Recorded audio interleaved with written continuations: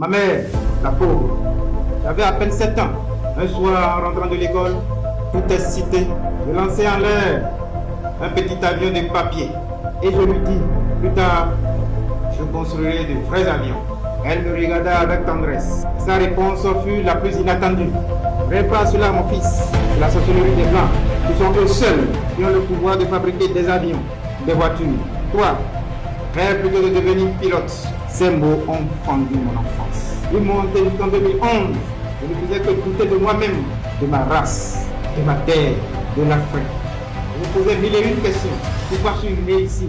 Pourquoi n'ai-je pas le droit de rêver ce que je veux? Chez moi, sur ma terre, dans mon pays, sur mon continent. Puis après, en grandissant, chaque fois au coucher, j'entendais l'Afrique pleurer. Pleurer de tout, de liberté confisquée, de dignité piétinée, de peine tenace, de guerre stupide, de maladies sans remède, de tromperie des siens, de l'illusion, d'assujettissement déguisé en fraternité, d'espoir étouffé, de mémoire oubliée, de jeunesse sacrifiée, et j'en passe. Oui, chaque fois, j'entendais l'Afrique pleurer, et il m'arrive aussi souvent de pleurer avec elle, de couler des larmes. Elle se plaignait même parfois. Ces plaintes sont semblables à la complète des Eguebamba. La connaissez-vous? Ce paysan qui chante ceci.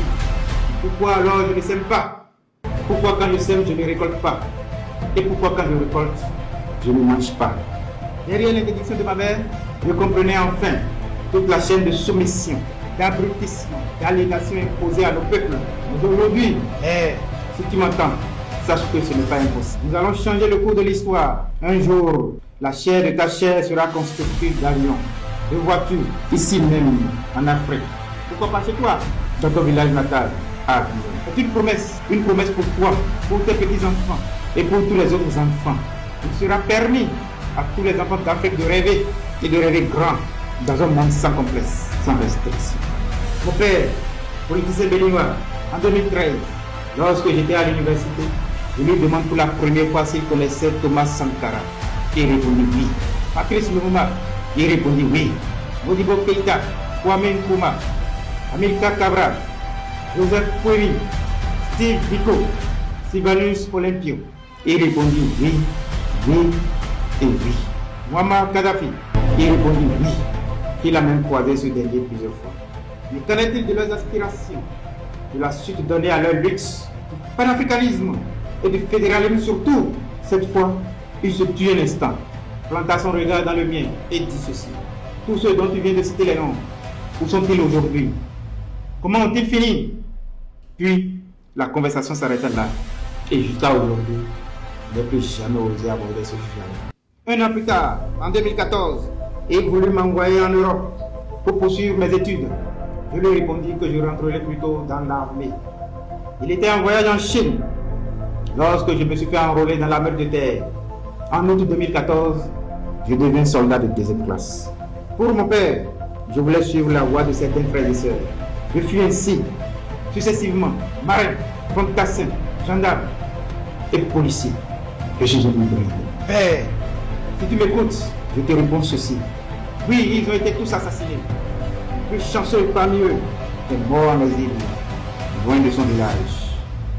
Leurs assassins, ainsi que leurs affidés, rôdent encore tapis chez nous, dans nos pays et dans les ombres des métropoles.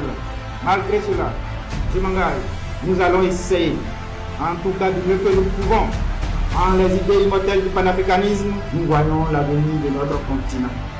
Osons proclamer haut et fort, jusqu'à notre dernier soupir, notre rêve, celui d'une révolution fédératrice, d'une Afrique unie et puissante, où les frontières artificielles tracées par nos ennemis cèdent la place à une fraternité sans faille. Cette lutte pour moi, père, est un choix fait depuis l'enfance et qui les marche maintenant et pour toujours. En effet, après mon retour du co-officier suivi au Togo, vu le décret numéro 2020-532 du 10 novembre 2020, relatif à ma nomination au grade de sous-lieutenant à compter du 1er octobre 2017, vu le décret numéro 2020-617 du 8 décembre 2020 portant ma promotion au grade de lieutenant à compter du 1er octobre 2018, vu la loi numéro 2020-16 du 3 juillet 2020 portant statut spécial du personnel de la police républicaine, notamment en son article 56, qui devrait me promouvoir au grade supérieur, entendu capitaine, à compter du 1er janvier 2023. De ce fait, outre la compromission dont j'ai été constamment victime, d'abord en 2018, ensuite 2023 à ce jour, avec des motifs tout trouvés, vu le parcours qui a été le mien. Moi, Dion Delco Kejangni, décide à toute déception d'aborder le galon du capitaine, la régularisation, qui a un décret suivra dans les jours secondes pour moi, et ceci à côté du 1er janvier 2023.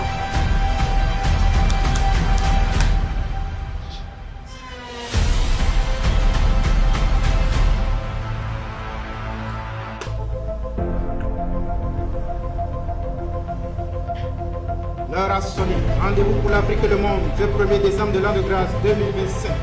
1h00 GMT pour un premier discours révolutionnaire. Seconde et dernière partie du discours suivra le même jour à 12h00 GMT. Ce jour marquera officiellement le début de la révolution africaine.